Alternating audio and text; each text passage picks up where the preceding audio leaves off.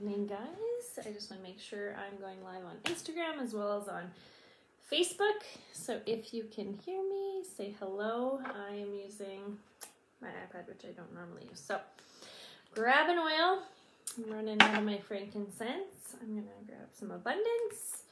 And I'm excited to chat with you guys about something that is a really important topic that I don't think that we get enough education around. Hello ladies, as you're hopping on. So remember that you can use this as a tool to learn yourself, but you can also invite people to learn more information about this topic. You can also send them replays. You can invite them after. If there's a topic that someone needs support with, make sure you send this to them, right? Like, doesn't matter whether they're watching live or not. It's always a resource. So first things first, I'm going to preface this by saying that this class is for educational purposes.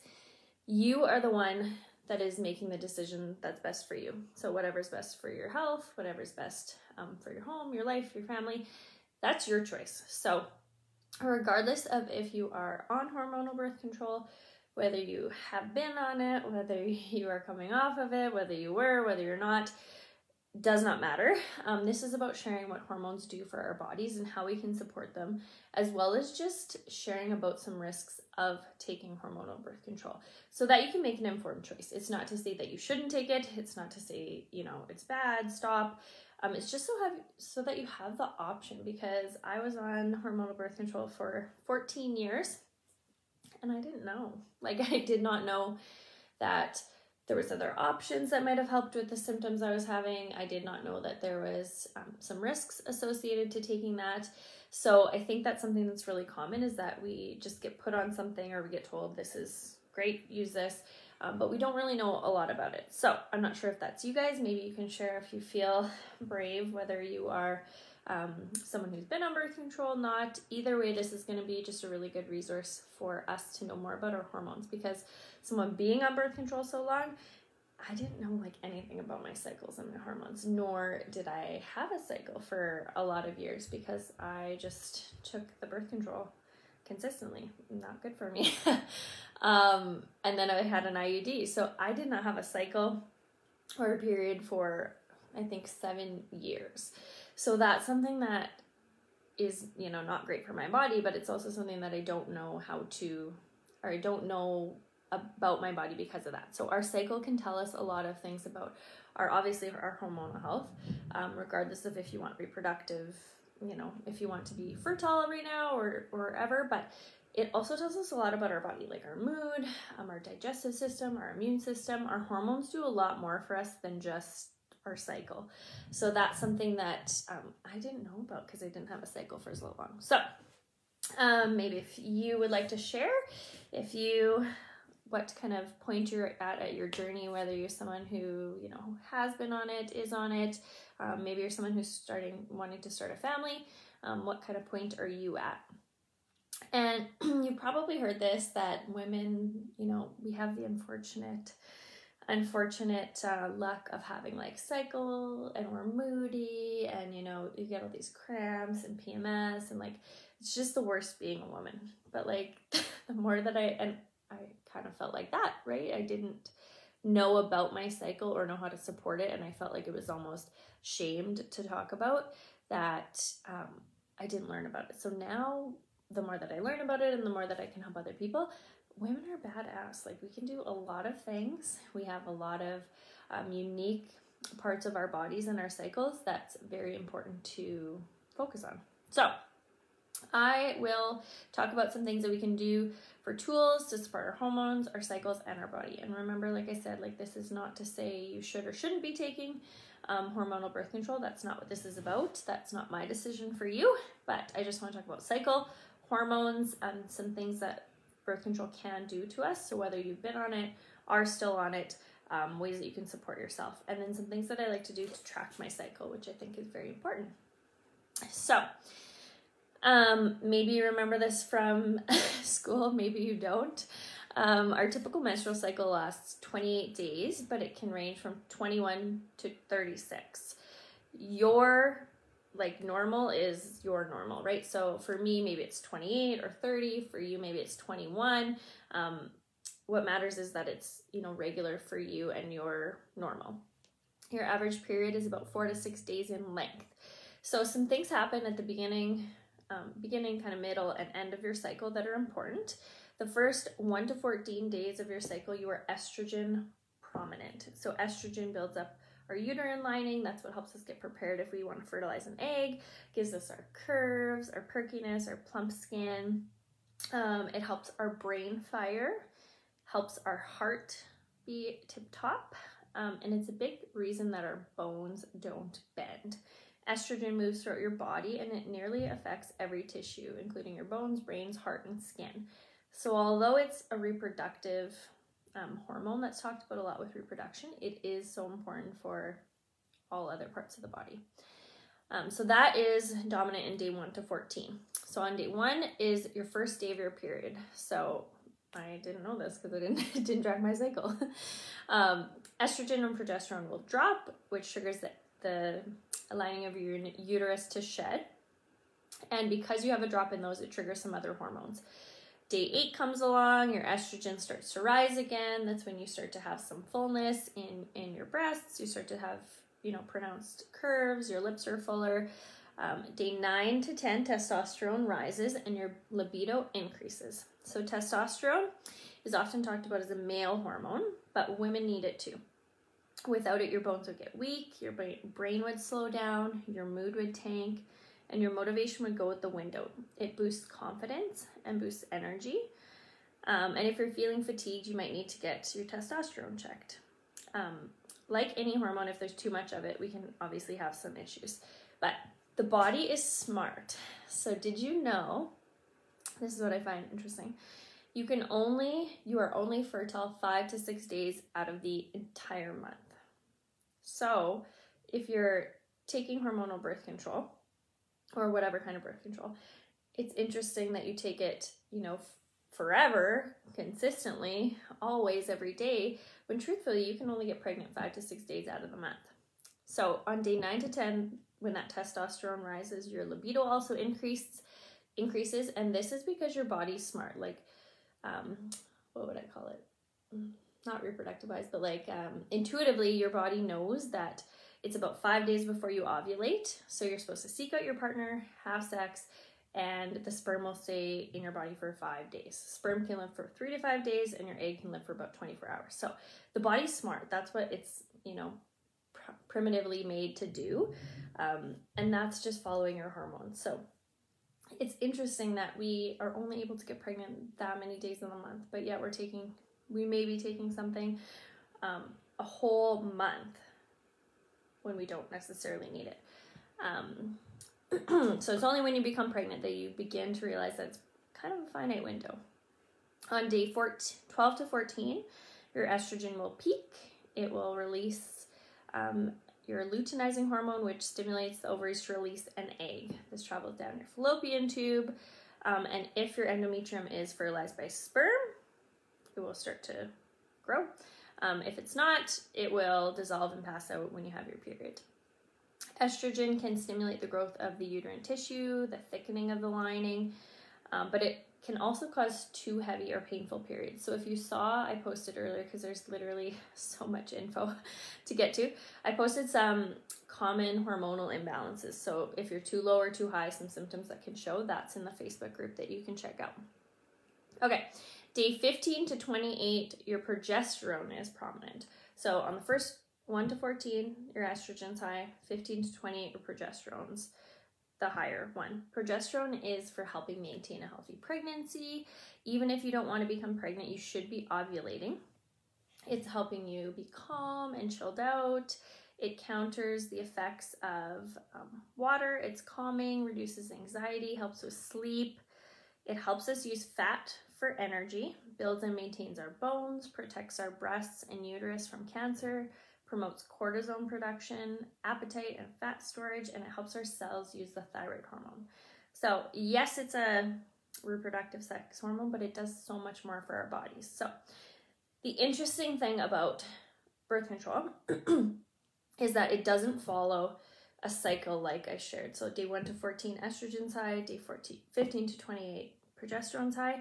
Birth control doesn't know the difference. So it essentially shuts off communication from your brain to your ovaries, so you're constantly getting the same amount of synthetic hormone. So that's not what your body's used to, right? It's used to this flow, so that can disrupt a lot of things. What else do I want to mention here? So our sex hormones are followers. They're always checking what others are doing and they're following in suit. So when things go smoothly, you probably don't notice, but when one thing goes out of balance, everything probably seems to go off balance. So you can have too much or too little of any of those hormones that are important for your body. So things like oxytocin, we need insulin, we need thyroid hormone, we need progesterone, testosterone, estrogen. We need all of those things in different varying amounts and different amounts throughout our cycle. Your hormonal system's like a symphony. So when one instrument is out of tune, it can ruin the entire piece. When one hormone is out of balance, it affects the whole system. So if you have ever heard this, tell me if you've ever heard this, because I vividly remember being in my gynae's office and she told me this. So I said, well, can I take the pill constantly? Because I had an IUD, then I took it out and I didn't have a period. She said, yep, you can take it, because she said it tricks your body into thinking it's pregnant. So tell me if you've ever heard that, because this is actually not true. Your normal cycles, like I mentioned, are different amounts of hormones at different times. And your birth control gives hormone the entire month. It doesn't fluctuate. And you actually don't ovulate. So you don't have a period if you stop taking pills for those 7 days if you're on birth control. It's actually a withdrawal bleed. It's not a true cycle, because you never ever ovulated, because you did not have those rise and falls of those hormones. So it's not, not what your body's designed to do, which I had no idea. I thought it was, but it's not. It's kind of, it doesn't communicate with your body, right? So the pill's job is to stop your brain from communicating with your ovaries, which can affect all your hormones. Like I said, this isn't a talk to convince you to not take it, or if you are taking it, it's about just being informed and knowing that you have options, and you also know what it's doing to your body. Because even if you are taking it and you need it for whatever reason, like for your form of contraception, there's a lot of things it can do to your body that you should be able to know how to support. So more than 50% of women are placed on the pill for reasons other than pregnancy. We're taught to see the pill as a solution versus finding the root cause of symptoms. So maybe we'll do a giveaway now, because I always forget. So if you guys want to comment if you've ever taken birth control, was it for any of these reasons that are not for contraception? So for menstrual cramps, irregular sporadic period problems, acne or skin conditions, endometriosis, headache or migraine relief, abnormal hair growth or loss, PMS, mood swings or mood disorders, painful periods, PCOS. Those are not contraceptive reasons for taking birth control. So this is where we can kind of get confused, because we're not using it for the way it was designed, and we might not be knowing what the root cause of those symptoms is. So for me, I took it for acne. I had other things that I originally started taking it for, but acne was one that it helped. The one I was taking actually was no longer prescribed as a contraceptive. It was prescribed as a for like acne and skin, but it did the same thing. It did both. So that's what I was prescribed it for. Which is interesting, though, that we're not told maybe some things that we could try alongside birth control to relieve some of these symptoms, or instead of, or with, or in the interim. Like, it's okay to take medication. We need medication. That's fine. It's just that we need to know why we're taking it, using it appropriately, and know the risks of it, right? Everything has a risk. So maybe someone can do, Meredith, if you want to do the giveaway for that, for a macrame diffuser. I feel out of place. I feel confused today, but we're doing it. So this is also interesting. I don't know about you, but I had to tell this to my boyfriend. So there's been no advancements in the pill since the 1960s. So what about male birth control? In 2016, they did a trial of injectable male contraceptives. It was suspended after determining the risks outweighed the benefits. Get this, these are the risks. 320 men were only in this trial. 20 said that they couldn't tolerate the side effects, which were pain at the injection site, acne, and depression. 20 men said they couldn't tolerate it, and it was 96% effective, but they scrapped it.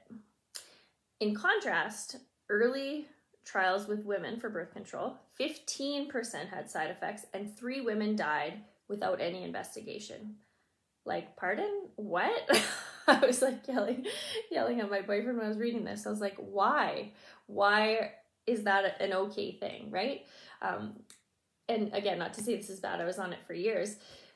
The birth control pill and any kind of contraceptives did huge things for women. It allowed women to, work out of the home, get further their education, get different jobs. Like, it did allow a lot of freedom, and that's amazing. Science is amazing and medicine is amazing, but we do need to advance, and we do need to, try be better and try make things safer along the years, right? So again, this isn't to tell you to do or not do it, but I do want to share some risks of taking birth control. And even if you are on it, I'm going to talk later about what you can do to support it, like some extra things to take, okay? So some potential risks if you are taking birth control are hormonal confusion. So missing irregular periods, light or heavy, short cycles, infertility, or headaches. You can have digestive problems like leaky gut, gut dysbiosis, inflammatory bowel disease, energy reduction like fatigue, adrenal and thyroid dysfunction, skin issues, hair loss, drying skin, mood disruption, depression or anxiety. You can have lady part disturbance, so low libido, vaginal dryness, chronic infection, or pain with sex.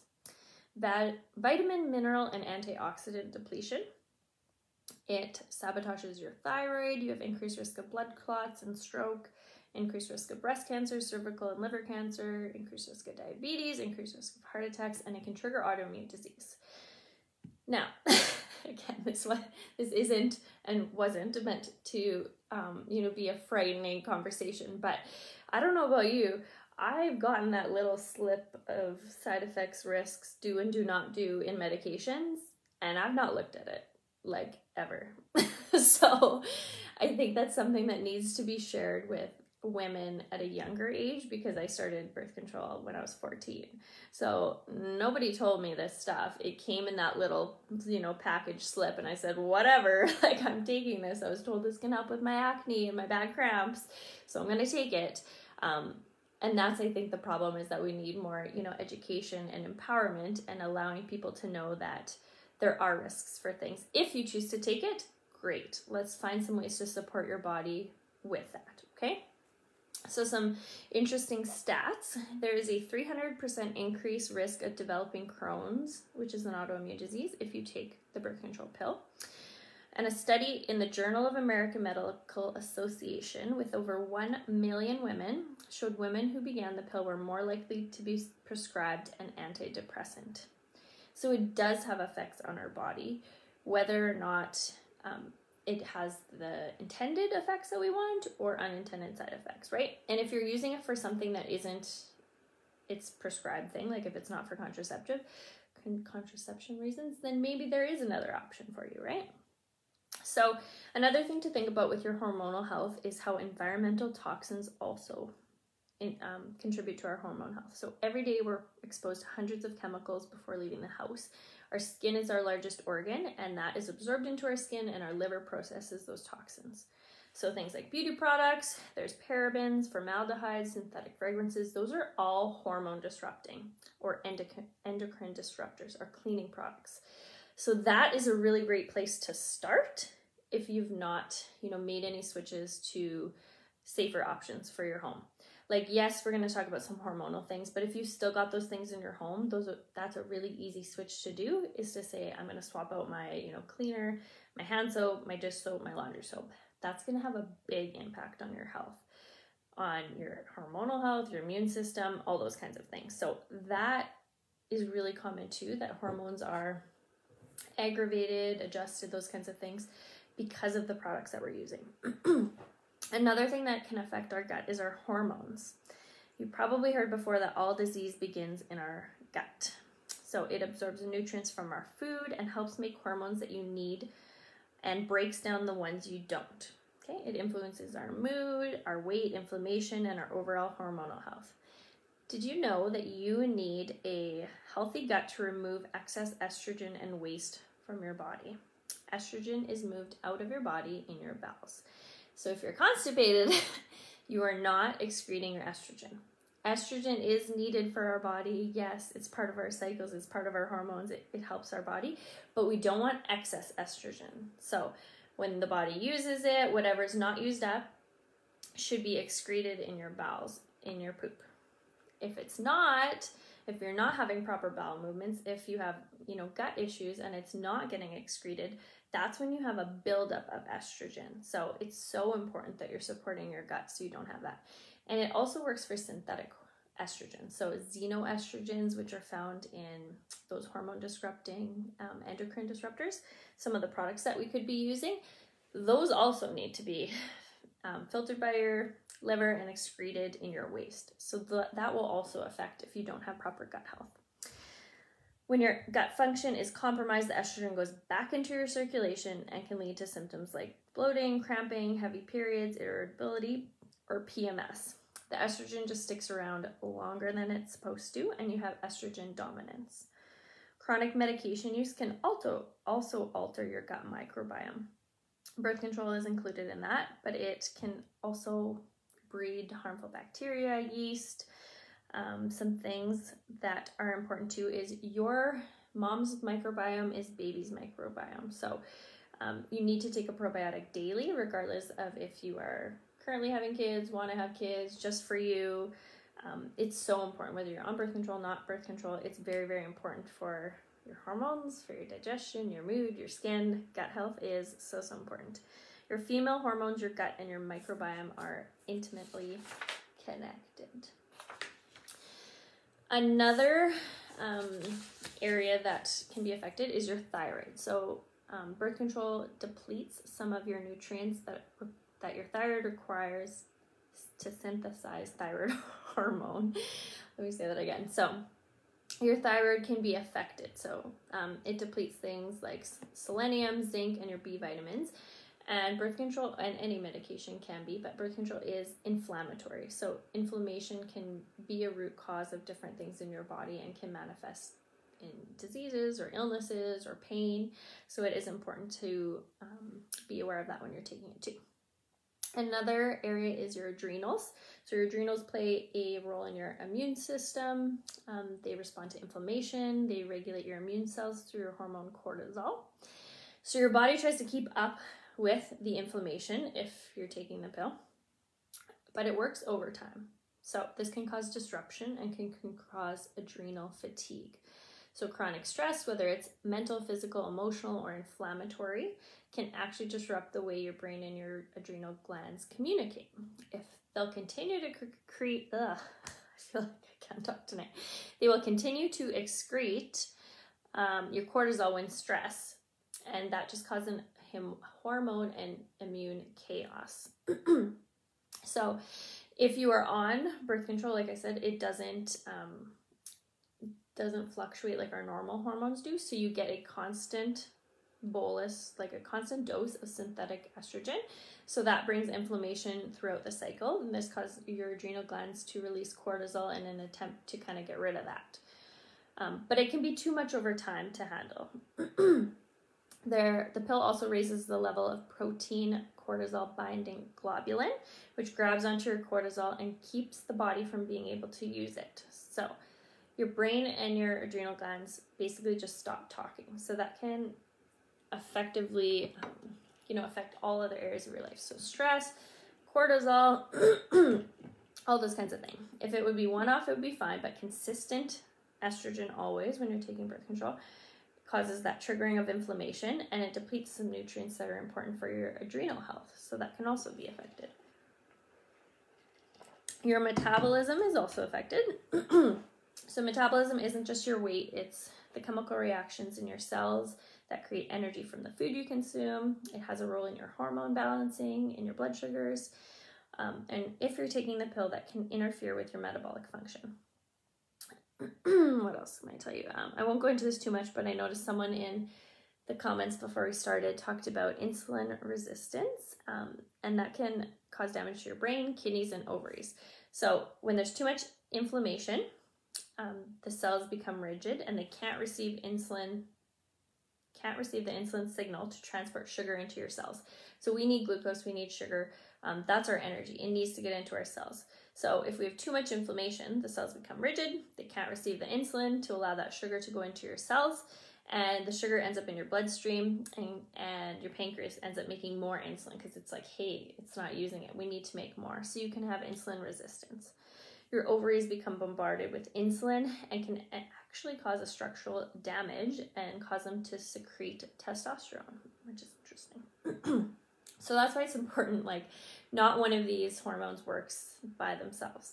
One affects the other. Like, you do need, the body wants to be in homeostasis. Like, it wants to be working as that well-oiled machine. So when one thing's really high, the other thing will be off. Like, it wants to be in homeostasis, and it will try compensate, but we can only do so much, right? Okay, another thing that I found very interesting, again, this isn't to bash birth control because it is important and it has a place in our lives. It's just to informed. Another thing that I found really interesting / very, very sad is the effect that birth control may have on our mood. So it may interfere with your ability to respond to fear and stress in an appropriate way and give you an altered fear response. It can influence how you interact with your children or your mate because it decreases your sensitivity to oxytocin, which is our love, our feel good, our bonding. So it can impact your ability to bond with your baby or partner. It's also been shown to affect relationship satisfaction. It influences how you socialize and behave as a person altogether. That, to me, is very interesting and also very sad, because someone who was on birth control at a very young age, that's when I'm socializing. That's when I'm learning how to do relationships and people and friends. That's when I'm learning those things. And if my mental health is altered in that way and I can't learn appropriately, or I can't, feel the way I'm supposed to, that makes it really hard on us, right? So a 13-year study, like I mentioned before, followed 1 million women ages 13 to 34. So they were more likely to be diagnosed with depression for the first time if they used hormonal contraceptives. 23% were more likely to be prescribed an antidepressant if they were taking a combination pill. So you can get one that's just progesterone or one that's both. The combination is more common.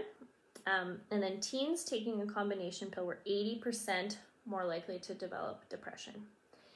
That's a huge stat. So 80%. And I'm not saying you will get it if you take the pill or you won't, but it is an alarming stat that we need to know about, right? It represents a significant obstacle to our mental health and appropriate hormonal balance. Women who take hormonal contraceptives have 3 times the risk of suicide versus those who do not, because there's inflammation and immune system dysregulation are involved in depression, and the pill is inflammatory, like I said, so it compromises our immune system and our inflammatory system. It also affects our nutrients, and our gut is where a lot of our neurotransmitters for our mood and emotions and memory are actually in our gut. So if we're having issues with the gut microbiome and we're affecting it, we're having nutrient issues, it's going to be a lot harder for us to have our mood stabilized, right? Any questions so far? I already did that. Okay, again, I will preface this by saying this is not, I wanted this to be just a education of what our hormones do, a little bit about our cycles. I feel like it's just a really broad topic to be able to share about, but this isn't to condemn you if you do or have or are taking birth control, because I did for so many years. And I'm not upset that I took it. I'm upset that I didn't know what it was doing to me, or I didn't know ways to be able to support myself alongside with it. So lucky for me, I didn't get depression for taking it for 14 years, but I could have, but it may have affected my relationships, or I don't know what I, may have had mentally, physically, emotionally if I, didn't take it. So it's just interesting to know, and it's good information that we're able to share with people to make informed choices. So there are some nutrient depletions that can come because of having the birth control pill. And this was something that was like so wild and new to me that I was like, why would it even possibly affect these things? Like, wasn't even on the radar. I'm a nurse, never heard of this. Like I said, I threw out that little slip. It didn't matter to me. I just took it. So these are some important nutrients and what they do for our body that you may have depletion in. So if you're choosing to stay on birth control, these might be things you want to supplement. If you're coming off of birth control, they may be things that you want to supplement. So folic acid or folate, which helps us make healthy new red blood cells. It helps with a healthy birth, reducing risk of neural tube defects, helps create healthy new cells, create DNA and RNA. Magnesium, which is needed for more than 600 biochemical reactions in the body. Nerve and muscle function, healthy immune function, helps your heartbeat steady, your bones strong, relays information from your brain to your body.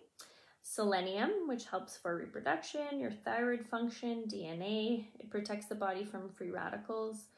Cognitive function, fertility, and metabolism. Vitamin B, which helps break down proteins, fats, carbs, and converts carbs into ATP, which is energy for your body.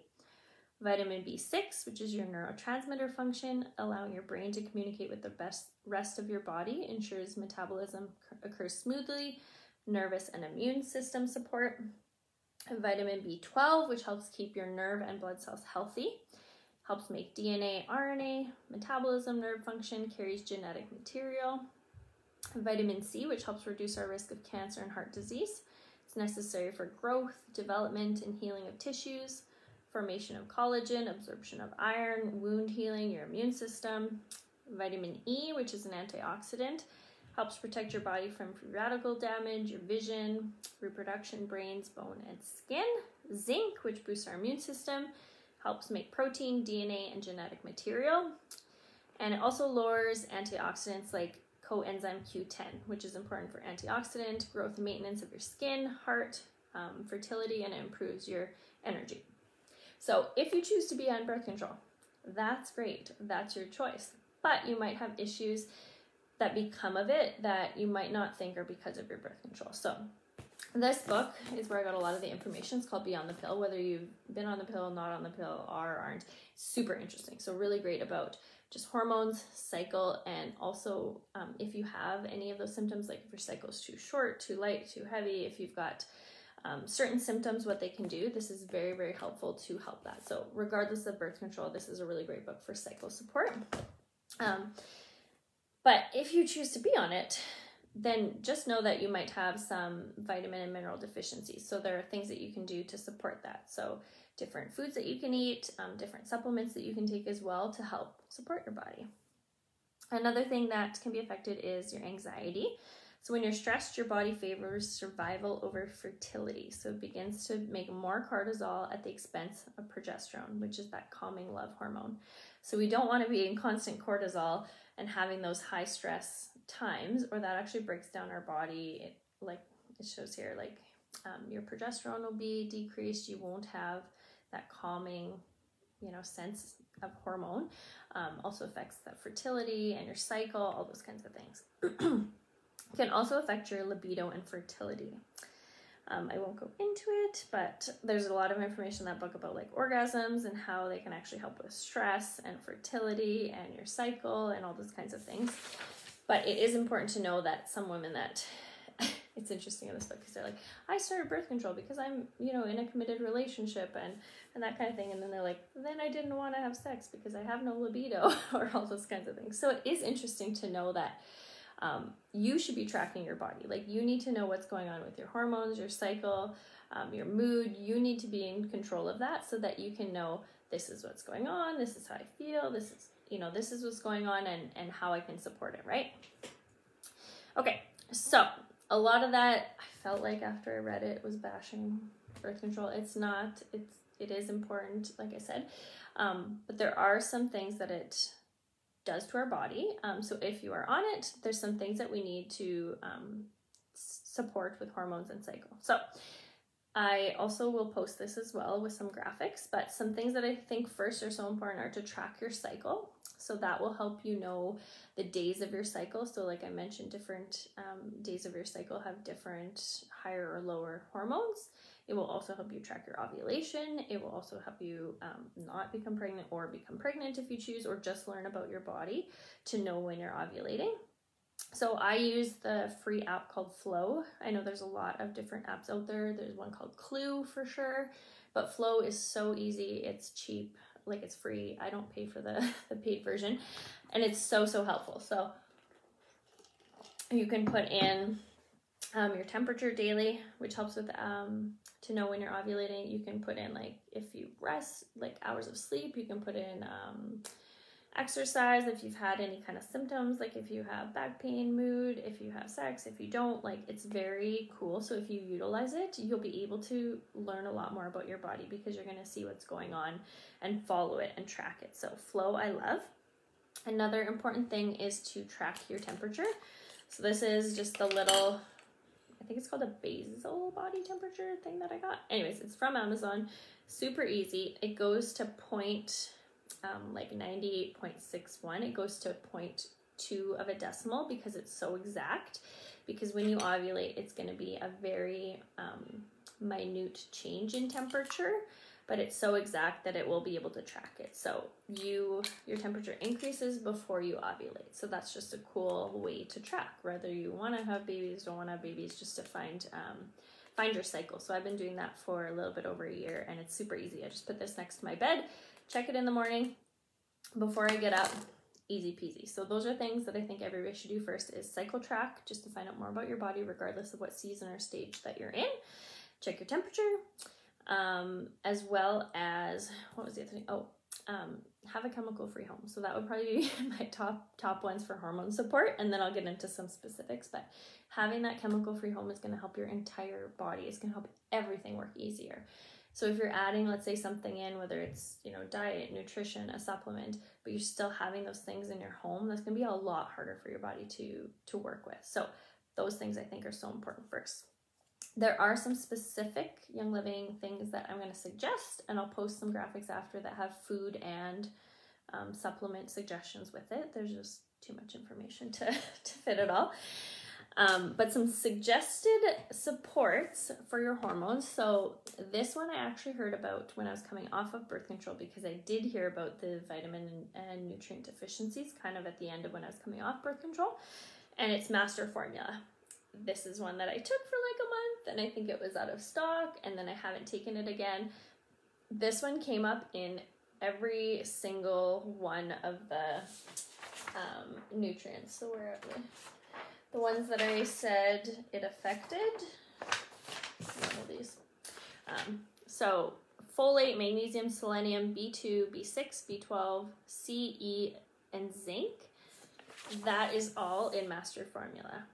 So when I was looking at Young Living supplements that could help support these, I was like, that is the one. That's the one that I think we don't talk about enough, and I currently don't take. I have taken it at some point, but it's one that I think we all need to be on because of its just full multi-spectrum support.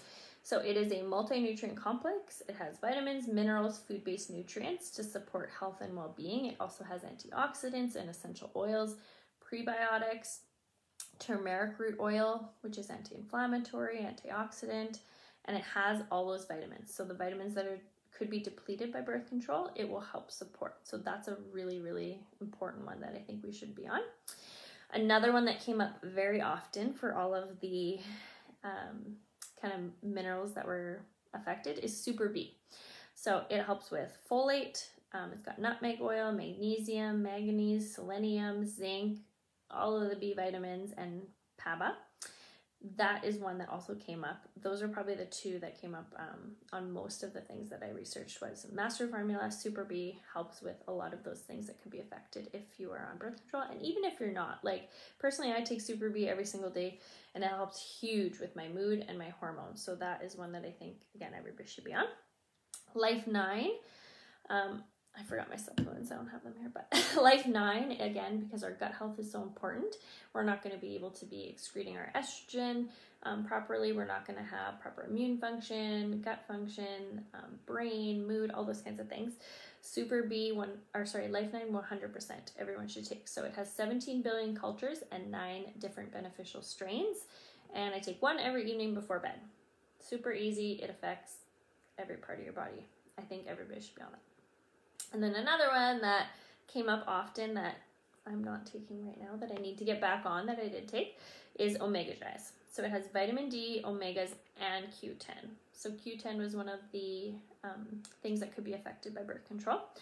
Omegagize supports your brain, your cardiovascular system, skeletal health, immune system, antioxidant, and cycle support. So it is one that's really, really important for women and for your brain.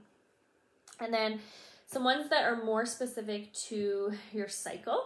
So Progestins Plus in the States, or Progestins Phytoplus, is one that is really, really important for all women. So what it is it is a super micronized progesterone from wild yam. So it's not synthetic, it's natural, and it helps support our bodies and helps support natural progesterone. So like I said, we need that for more than just reproductive, but we do need it for our cycle too. So it can help a lot. I know a lot of people have found like lighter cycles, less pain. If you have a Progestins Plus or PPP story, please share what you feel, because there are some amazing, amazing stories. I love this one. I use it every single day, morning, evening. I personally use it throughout my entire cycle. Yes, we have higher progesterone in days 15 to 28 of our cycle, but we still have some progesterone. And the cool thing about oils is they're homeostatic, meaning if we're using it, it's not going to like ramp you up when your body doesn't need it. It's going to use what's needed, and that's kind of it. It's not going to overload your body. So this is one that I put a roller on, and I will roll just on my wrists, kind of inner arms, morning, evening. Love it. Another one that I also use throughout my cycle is Endoflex. This is one that is great for thyroid and adrenal. So I mentioned that birth control affects your adrenal system and your thyroids. It's also just important for everybody. Like our adrenal system is working in overdrive with stress, with things that we come into contact with in our environment, mentally, emotionally, physically. So emotions and your thyroid are affected. So it's got spearmint, sage, geranium, myrtle, German chamomile, nutmeg. It helps with cortisol and stress. I rub this one on my neck every morning, evening. I've also heard people rub it on their adrenals right here on their back, which is helpful. And again, I use this one throughout my cycle. And then day 1 to 7 of my cycle. So day 1 is the first day you bleed. Day 1 to 7, when your estrogen is highest, I use Dragon Time. So this is one, didn't love the smell of it all, but it's not bad now. But I roll it on my inner ankles morning and evening for the first 7 days of my cycle. I will also rub it on my lower abdomen. So this is one that has Clary Sage, fennel, lavender, marjoram, yarrow, and jasmine, and it helps with menstrual cramping and discomfort. So it's not one that you need to use your entire cycle, but it's one that you would want to focus on day 1 to 7. And then one that I love even more than this, I do use this, is the Dragon Time Massage Oil. This is legit the best stuff, and I do love the way this one smells. I've actually put it in I found like a jumbo roller so that I don't have to rub my hands on every time. The best. Like, it smells so amazing. I will rub it like even maybe day or 2 before I know I'll get my period, and I know that because I have a cycle tracker. Not because I'm in excruciating pain. We are not meant to be in excruciating pain. Like, I think that's a total myth and thing that we think we have to just live with, is like excruciating periods and pain and mood swings, and like that's not how it's supposed to be. Our bodies are supposed to be working in harmony and not that excruciating. So something needs to be looked at if that's what you're going through. So Dragon Time I absolutely love. It is available on the US side and Canadians can get it NFR. And then another one that I do not use very often, I don't love the smell of it, but I should use after reading more about it, is Clary Sage. So if you use Clary Sage, please share how you use it, because it's one that I do not use often, but that would be one you want to focus on day 1 to 11 of your cycle. It has estrogen supporting properties, and it is a component of Dragon Time as well as cortisol, which is really great for emotions and mood. So those are kind of my go-tos. That was tons of info. Felt a little scattered there, but you're always welcome to ask questions.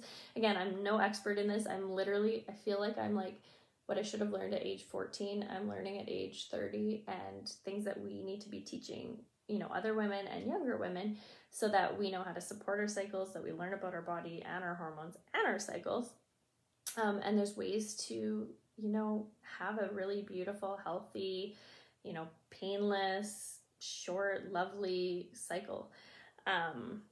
All those kinds of things. So those are my go-tos. Some books that I would suggest. So this one, again, doesn't matter if you're on the birth control pill or not. I think this is such an amazing book.